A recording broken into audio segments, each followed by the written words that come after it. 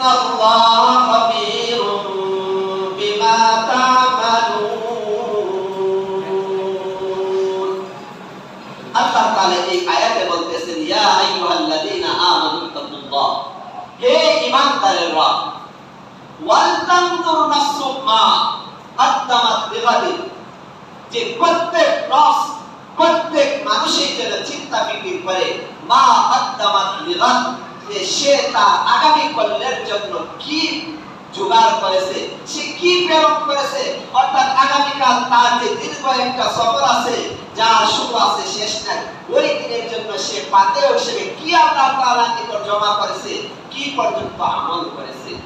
আল্লাহ তাআলা বলেন, ওয়াত্তাকুল্লাহ, আল্লাহ তাআলাকে ভয় করো, ইন্নাল্লাহা খাবীরুম বিমা তা'মালুন, যে তোমরা যে কর্ম করো আল্লাহ তাআলা ওই কর্ম সম্পর্কে সম্যক অবগত, সব কিছু আল্লাহ তাআলা জানেন। তো এই মৃত্যু আমাদের, যেহেতু মৃত্যুর মাধ্যমে আমাদের আখিরাত হিসাব শুরু হয়ে যাবে, তো এই মৃত্যুর পরে যেহেতু আমাদের যে জীবন শুরু হবে তার শেষ নাই, তো এটা দিন কেমন আল্লাহ তাআলা কোরআনে কারিমে বলছেন যে আমরা দুনিয়ার যে দিন কালকিসানাতিন মিম্মা তাউদ্দুন, যে আখিরাতে একটা দিন হবে আমরা দুনিয়ায় যে দিন হিসাব করি 1000 বছরের সমান। তাহলে বুঝেন যে আখিরাতের দিন কত দীর্ঘ হবে, তাহলে ওই আখিরাতের প্রস্তুতিটা আমাদেরকে সেইভাবে নিতে হবে। যদি আমরা সঠিকভাবে নিতে পারি তাহলে আমরা সফল কাম। তো আবু দারদা রাদিয়াল্লাহু তাআলা আনহুকে প্রশ্ন করা হয়েছিল যে মৃত্যু তো অবধারিত, সুনিশ্চিত, তারপর মানুষ কেন মৃত্যুকে ভয় করে, আবার মৃত্যু থেকে মানুষ পলায়ন করে? তো আবু দারদা রাদিয়াল্লাহু তাআলা আনহু এর জবাবে বলছিলেন, মানুষ মৃত্যুকে ভয় পাওয়া এবং মৃত্যু থেকে পলায়ন করার কারণ হলো মানুষ যে জিনিসটা যে যত বেশি জানে, যে জিনিসটা পিছনে যে মানুষ যত বেশি শ্রম দেয়, ওই জিনিসটা সে করতে বেশি ভালোবাসে। আমরা দুনিয়াতে দেখবেন যে যে জিনিসটা করতে বেশি ভালো হয় তার জন্য এই জিনিসটা সহজ হয়। যেমন আমি মাদ্রাসার লাইনে আছি, আমার জন্য দ্বীনি বিষয়গুলো সহজ হয়। আপনারা যারা দুনিয়ার বিভিন্ন সেক্টরে যারা কৃষি কাজ করেন তাদের জন্য কৃষি কাজটা সহজ, যারা ব্যবসা করেন তাদের জন্য ব্যবসার কাজটা সহজ। তো প্রত্যেক মানুষ যে যে কাজটা করে তার জন্য ওই জিনিসটা কি হয়, সহজ হয়। ওই আবু দারদা রাদিয়াল্লাহু তাআলা বলতেছে যে মানুষ তো ওই দুনিয়াকে কি করতেছে, আবাদ করতেছে। এই কারণে মানুষ দুনিয়ার প্রতি কি মুখরিত হয়, দুনিয়ার প্রতি মানুষ ঝুঁকে। আখিরাতে মানুষ ওই দুনিয়াতে অর্জন করতে গিয়া মানুষ আখিরাতকে বরবাদ করে ফেলে। এই কারণে মানুষ আখিরাত থেকে ভয় করে, আখিরাতে যাইতে মানুষ পলায়ন করে। কিন্তু এই মৃত্যু তো মানুষের আসবে। একজন মানুষ পলায়ন করুক, যে জায়গায় থাকুক, মৃত্যু কি করবে না, কাউকে ছাড়বে না। আল্লাহ তাআলা কোরআনে কারিমে বলতেছেন, আইনামা তাকুনু ইউদরিকুমুল মাউত ওয়ালাউ কুনতুম ফি বুরুজিন মুশাইয়াদা। আল্লাহ তাআলা কোরআনে কারিমে বলতেছেন, আইনামা তাকুনু, যে তোমরা যে জায়গায় থাকো, জলে স্থলে, পাহাড়ে, পর্বতে, ঘরে, বিল্ডিং এ, যেই জায়গায় থাকো, ইউদরিকুমুল মাউত, মৃত্যু তোমাদেরকে পাইবে, মৃত্যু তোমাদেরকে ধরবে। ওয়ালাউ কুনতুম ফি বুরুজিন মুশাইয়াদা, আল্লাহ তাআলা বলতেছেন তোমরা যদি পাহাড়, পর্বত অথবা সুদৃঢ় কোন কেল্লার ভিতরেও থাকো, তারপর মৃত্যু তোমাদেরকে ধরবে। মৃত্যু এমন একটা জিনিস, কেউ মৃত্যু থেকে আদম আলাইহিস সালাম থেকে এখন পর্যন্ত কেউ রেহাই পায় নাই। যদি পাইতো তাহলে একমাত্র হুজুর পাক সাল্লাল্লাহু আলাইহি ওয়াসাল্লামই পাইতেন, কিন্তু আল্লাহ রাসূল দুনিয়াতে থাকেন নাই। যার মর্তবা হলো আল্লাহ তাআলার পরে সৃষ্টির সবার ঊর্ধ্বে যে রাসূলের মর্তবা ছিল, ওই রাসূল দুনিয়াতে থাকতে পারেন নাই। সুতরাং এই পৃথিবীতে কোনো মানুষ থাকতে পারবে না, এটাই সুনিশ্চিত। তাফসীরে ইবনে কাসীরের মধ্যে একটা সুন্দর ঘটনা উল্লেখ করছে যে আসলে মানুষ যদি কি যে জায়গায় আশ্রয় নেয়, কিন্তু মৃত্যু থেকে কখনো মানুষ রক্ষা পাইবে না। তাফসীরে ইবনে কাসীরের মধ্যে একটা ঘটনা উল্লেখ করছে যে অতীতকালে এক মহিলা, সে একজন মেয়ে বাচ্চা প্রসব করল। তো এই মেয়ে প্রসব করার পর ওই মহিলার একজন বৃদ্ধ ছিল, অর্থাৎ গোলাম ছিল। ওই গোলামকে সে আগুন আনার জন্য আদেশ দিল। যেহেতু আমরা জানি যারা প্রসব করে অনেক সময় তাদেরকে আগুন দ্বারা সেক দিতে হয়। তো এখন বর্তমানে ডিজিটাল বিভিন্ন ধরনের কারেন্টের সেক বের হয়ে গেছে, কিন্তু আমরা দেখছি অতীতে এখনো আছে অনেকে দেখবেন হাড়ি দ্বারা কি দেয়, আগুন দ্বারা মায়েরা দেখবেন পেটের মধ্যে সেক দেয়। তো ওই সেক দেওয়ার জন্য ওই মহিলাটা তার গোলামকে পাঠাইলো আগুন আনার জন্য। তো ওই গোলাম যখন যাইতেছে তো এক লোককে পাইল। ওই লোকটি জিজ্ঞাসা করলো তুমি কোথায় যাইতেছো? তখন সে বলল যে আমার মনিবা সে একজন মেয়ে সন্তান প্রসব করেছে, তার জন্য আমি আগুন আনতে যাইতেছি। তখন ওই লোকটা ওই গোলামকে বলল যে মেয়ে সন্তানটা ভূমিষ্ঠ হয়েছে, ওই মেয়েটা তো সে নাফরমান হবে, ওই মেয়েটা 100 মানুষের সাথে জিনা করবে, তুমি ওই মেয়ের জন্য আনতেছো। তখন ওই গোলাম মনে করলো যে ওই মেয়ের জন্য আমি চাইতেছি আগুন আনতাম সহযোগিতা করার জন্য, আর এই মেয়েটা 100 পুরুষের সাথে জিনা করবে, তাহলে তো এই মেয়েটাকে এখনই দুনিয়া থেকে কি চিরতরে বিদায় করে দেওয়া দরকার। এই মনস্থ করে ওই গোলামটা আবার তার পরিবার ঘরের মধ্যে আসলো, মালিকের ঘরের মধ্যে আসার পর সে একটা ছুরি দ্বারা ওই মেয়েটার পেটকে ফেরে ফেললো। ওই গোলাম যখন ওই শিশু বাচ্চার পেটটা ফেলে ফেলছে তখন তো সে ভাবছে মারা যাবে, তো মারা গেলে তো অবশ্যই কি তার শাস্তি হবে। এই কারণে ওই লোক কি করলো, দেশ থেকে পলায়ন করলো। পলায়ন করার পর ওই গোলামটা সে কাজ করে সে অনেক টাকা পয়সা অর্জন করলো। অনেক টাকা পয়সা অর্জন করার পর সে ভাবলো যে এখন তো বিবাহ করা দরকার। সে আবার ওই দেশে ফিরে আসলো। ফিরে আসার পর এই মহিলাকে বললো যে আমি তো বিবাহ করতে চাই, তো আমার জন্য একজন সুন্দরী রমণী দরকার। তখন ওই মহিলা ওই মেয়ের কথা প্রস্তাব দিল, যেই মেয়েটাকে সে কি করেছিল পেটে ফেলে ফেলেছিল, ওই মেয়ের সন্তান দিল। এই মেয়েটা তখনকার তার দেশের মধ্যে সবচেয়ে সুন্দরী ছিল। তো ওই বৃদ্ধ মহিলাটা ওই লোকটাকে বলল যে এমন একটা মেয়ে আছে, তুমি ওই তাকে বিবাহ করতে পারো। তো ওই লোকটা ওই কি মেয়েটাকে বিবাহ করলো। বিবাহ করার পর ওই মেয়েটা ওই লোকটাকে জিজ্ঞাসা করলো তোমার পরিচয় কি, তুমি কোথায় থাকো?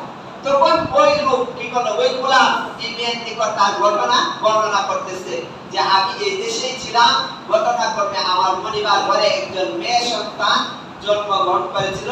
তো আমার এক লোক বলেছিল যে ওই মেয়েটা 100 লোকের সাথে জিনা করবে, তখন আমি ওই মেয়েটাকে পেট ফেলে আমি দেশ থেকে চলে গেছিলাম, এখন আমি আসছি।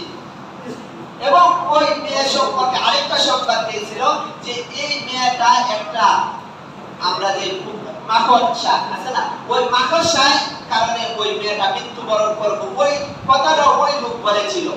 তখন এই মেয়েটাই বলতেছে যে আপনি যে মেয়ের কথা বলতেছেন এই মেয়ে তো আমি সেই মেয়ে। তখন ওই মেয়ে তার কাপড় সরিয়ে তার পেটের মধ্যে যে আঘাতের যে দাগ ছিল ওই দাগটা লোককে দেখাইলো।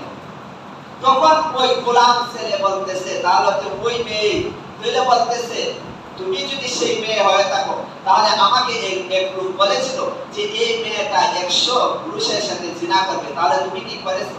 তখন ওই মেয়ে বলতেছে যে আমার হিসাব ঠিক নাই, কিন্তু আমি অনেক লোকের সাথে জিনা করেছি।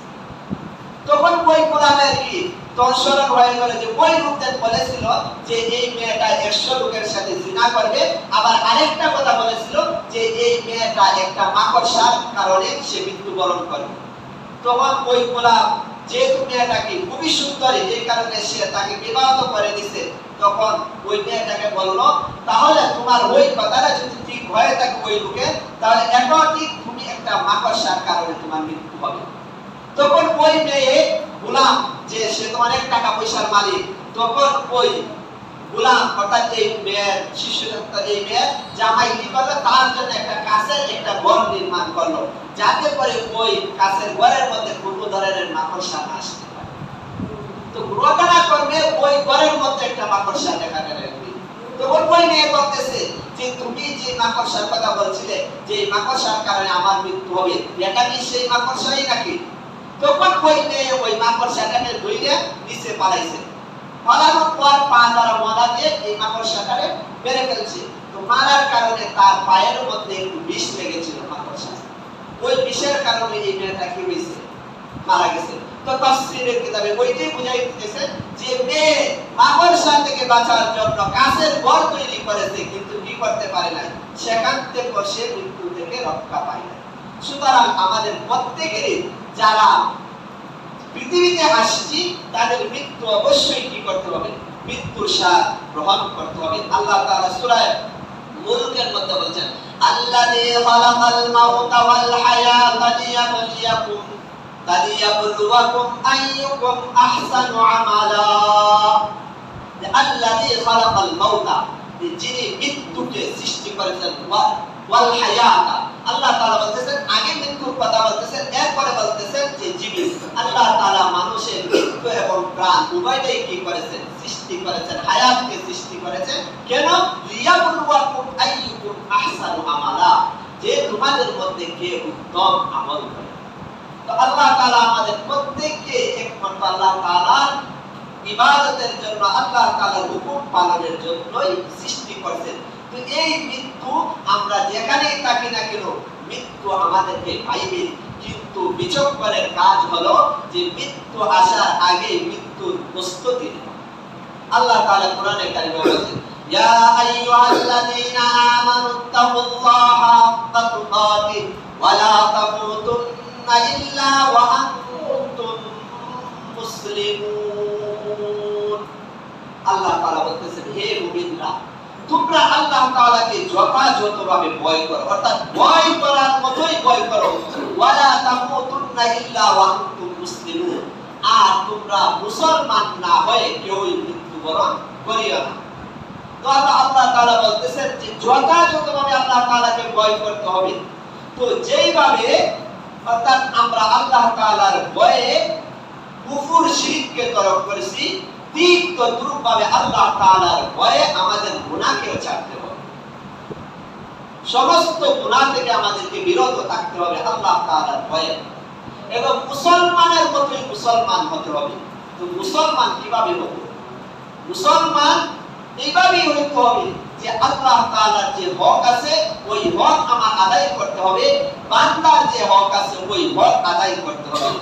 তো আবু যর রাদিয়াল্লাহু তাআলা আনহু থেকে বর্ণিত, আল্লাহ রাসূল সাল্লাল্লাহু আলাইহি ওয়াসাল্লাম বলতেছেন যে আমি যা দেখি এবং আমি যা শুনি, যদি তোমরা তা দেখতে এবং শুনতে, তাহলে তোমরা হাসতে বলবোই, বেশি কাঁদতে, এবং তোমরা তোমাদের স্ত্রীর সাথে যে সময় দেও ওইটাও দিতে না, তোমরা সবাই বাড়ি ঘর থেকে জঙ্গলে চলে যেতে। যদি তোমরা আমি যা দেখতেছি, আমি যা জানতেছি, তোমরা যদি জানতে পারতে। আসলে আল্লাহ রাসূল তো সবকিছু জানতেন, কারণ আল্লাহ তাআলা ওনাকে আগে পরে সবকিছু জানাই দিয়েছেন। এই কারণে আল্লাহ রাসূল সাল্লাল্লাহু আলাইহি ওয়াসাল্লাম বলতেছে যে বেশি বেশি মৃত্যুকে কি করো, স্মরণ করো, কারণ মৃত্যুকে স্মরণ করলে আমার গুনাহ থেকে বিরত থাকা উসিলা হবে। এই কারণে বলা হয়েছে হাসিবু ক্বাবলা আন তুহাসাবু, যে তোমরা প্রত্যেকই নিজের একটা হিসাব করো যে আমি কি করতেছি, ক্বাবলা আন তুহাসাবু, অর্থাৎ তোমাদের হিসাব করার আগে প্রত্যেকই নিজেই কি করে নাও, হিসাব করে নাও তুমি কি করতেছো। আল্লাহ তাআলা বলবেন যে আমি তোমাকে 5 ওয়াক্ত নামাজ আমি সরাসরি তোমাকে ডাকতেছি, মুয়াজ্জিন সাহেব মসজিদের মাইক থেকে ডাকতেছেন, এই 5 ওয়াক্ত নামাজের জন্য তোমার সময় হয় নাই, ইউটিউবের মধ্যে সময় দেওয়ার জন্য তোমার সময় হইতেছে, ফেসবুকের মধ্যে সময় দেওয়ার জন্য সময় হইতেছে, স্ত্রীকে সময় দিতেছে, এটা তোমার সময় পাইতেছো, ছেলে মেয়েকে সন্তানকে প্রত্যেককে সময় দেওয়ার সুযোগ হইতেছে, ব্যবসার মধ্যে তোমার সময় দেওয়ার সুযোগ হইতেছে, তোমার বন্ধু বান্ধবকে সময় দেওয়ার সুযোগ হইতেছে, কিন্তু আমি মওলা তোমাকে 5 বার মসজিদ থেকে সরাসরি ডাকতেছি, ওই নামাজের মধ্যে তোমার সুযোগ হইতেছে না। তো আল্লাহ তাআলা এটা পরকালে জিজ্ঞাসা করবেন যে সব কিছু দিছি আমি, কিন্তু আমার হুকুম তুমি পালন করো না, তোমার দুনিয়া সব কিছু পূরণ করেছো। তো আল্লাহ তাআলাও পরকালে যেমন অনুযায়ী কি দিবেন, ফল দিবেন। আল্লাহ রাসূল বলতেছেন মানুষ যেভাবে জীবন যাপন করবে ঠিক তদ্রূপভাবে তার মৃত্যু হবে, আর মানুষের মৃত্যু যেমন হবে কাল হাসরের ময়দান তার জন্য ঠিক তদ্রূপ হবে। অর্থাৎ যে ভালো জীবন যাপন করবে, আমল অনুযায়ী জীবনকে গড়বে, তার মৃত্যুটা ভালো হবে, আর যে লোকের মৃত্যু ভালো হবে তার আখিরাতটা ভালো হবে। তো আমি যদি আল্লাহ তাআলার হক সঠিকভাবে আদায় করি, তাহলে কোন ওয়াক্ত নামাজ আমার থেকে কাজা হওয়ার কথা না, রমজানের রোজা ভেঙে দেওয়ার কথা না, যদি মাল থাকে তাহলে যাকাত থেকে বিরত থাকার কথা না, হজ ফরজ হইলে হজ থেকে বিরত থাকার কথা না। কুরবানি যদি ওয়াজিব হয় তাহলে ওই কুরবানি না দেওয়ার কোনো প্রশ্ন আসে না। কিন্তু আমরা আল্লাহ তাআলার হক আদায় করি না, কারণ আমরা সঠিকভাবে মুসলমান হইতে পারি না। এই কারণে মানুষের হক আদায় করি না। আজকে আমরা মানুষের হক না আদায় করার কারণে আমরা আমাদের স্ত্রীর হক আদায় করতে পারি না। আল্লাহ রাসূল সাল্লাল্লাহু আলাইহি ওয়াসাল্লাম বলতেছেন, খায়রুকুম খায়রুকুম লিআহলি ওয়া আনা খায়রুকুম লিআহলি। যে তোমাদের মধ্যে সর্বোত্তম ওই ব্যক্তি যে তার পরিবারের নিকট ভালো, অর্থাৎ যে লোকের স্ত্রী গ্যারান্টি দিবে আমার স্বামী ভালো, ওই ব্যক্তি ভালো। আল্লাহ রাসূল বলতেছেন আমি আমাদের স্ত্রীদের নিকট ভালো। তো আজকে আমরা আমাদের স্ত্রীর হক আদায় করতে পারতেছি না, সন্তান মেয়ে ছেলে তাদের হক সঠিকভাবে আদায় করতে পারতেছি না, আত্মীয় স্বজনের হক আদায় করতেছি না।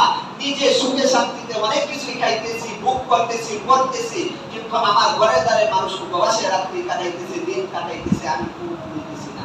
এটা কিন্তু মুসলমানের হক আদায় করা হইল না। অন্যের সম্পদ আমি আত্মসাৎ করতেছি, গরিবের মাল আমি সত্য ভোগ করতেছি, মানুষকে অন্যায়ভাবে মানুষের খেতে খামারে বাড়িতে বিভিন্ন ভাবে যেভাবে পারতেছি মানুষের জায়গা আমার নামে নিয়ে আসতেছি, মানুষের সীমানা নিয়ে আমি খেলতেছি। এক আঙ্গুল দুই আঙ্গুল করে যখন খেতে যাই কাঁচা খেতে মানুষের জায়গা আমার খেতের মধ্যে আনতেছি। এটা মানুষের যদি কোনো মানুষের মৃত্যুর ভয় থাকে তাহলে কোনো মানুষ এটা করতে পারে না। কোন মানুষের যদি মৃত্যুর ভয় থাকে তাহলে সে অবৈধভাবে কোনো মাল মানুষের অর্জন করতে পারে না। কোন মানুষের যদি মৃত্যুর ভয় থাকে তাহলে সে অবৈধভাবে ব্যবসা করতে পারে না, ব্যবসার মধ্যে দুই নম্বরই করতে পারে না। কোন মানুষের যদি ভয় থাকে তাহলে সে কোনো সময় সুদ খাইতে পারে না। আমরা জানি সুদের এত গুনাহ, আল্লাহ রাসূল বলেছেন 70টা গুনাহ আছে, এর মধ্যে সর্বনিম্ন যে গুনাহটা 1 টাকা যদি কেউ সুদ খায় তাহলে সে তার নিজ মায়ের সাথে জিনা করলে যে গুনাহ হয়, সুদের 70টার মধ্যে সর্বনিম্ন হলো এই গুনাহ। তাহলে আমাদের এখানে তো কেউই রাজি হবে না যে নিজের মায়ের সাথে জিনা করা, কিন্তু আমরা তো অবলীলায় সুদ খাইতেছি, কিন্তু নিজেও মনেও করতেছি না আসলে আমি সুদ কিভাবে খাইতেছি, আসলে আমি তো আগুন খাইতেছি, এটা দেখতেছি না। আল্লাহ তাআলা আমাদের চোখের মধ্যে আলাদা একটা পর্দা দিয়ে দিয়েছেন, যার কারণে ওই যে আগুনটা খাইতেছি আমি দেখতেছি না। কিন্তু এক সময় আল্লাহ তাআলা ওই চোখের পর্দা সরিয়ে দিবেন, যে সময় সরিয়ে দিবেন ওই সময় ওই পর্দা থেকে আসার তৌফিক হবে না। আল্লাহ তাআলা মৃত্যুর সময় মানুষের ওই পর্দা সরিয়ে দিবেন, তখন সে দেখতে পাবে কোন কাজের কারণে কোন গুনাহ হইছে, কোন কারণে কোন নেকি হইছে, এটা দেখতে পাবে।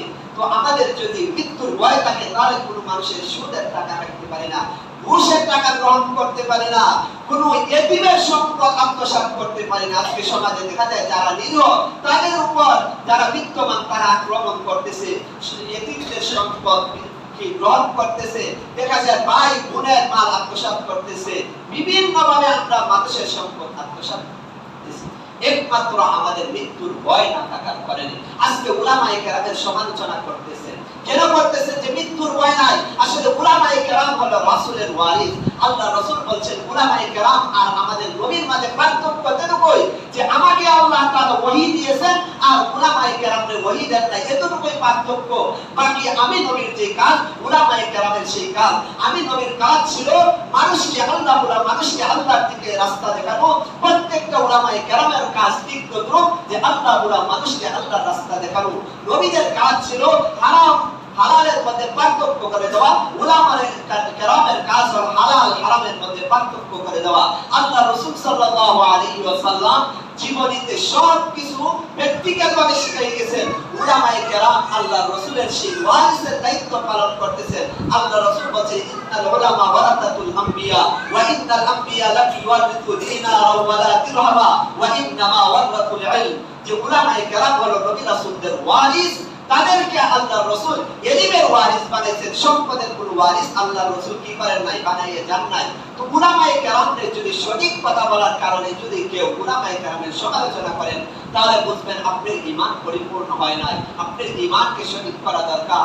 আপনার মৃত্যুর ভয় নাই, কারণ যে রাসূলকে আপনি বিরুদ্ধে সমালোচনা করলে যে গুনাহ হতো, একজন সঠিক পন্থা উলামায়ে কেরাম যদি সঠিক কথা বলার কারণে আপনি ওনার সমালোচনা করেন, তাহলে যদি একজনের দোষ থাকে তাহলে তো এটা সমালোচনা। কিন্তু সমাজে অনেক কথা আমি নিজেই শুনি, অনেক কথা আপনারা বলেন যেটা সমালোচনা না, মিথ্যা না, সেটা হলো বুহতান।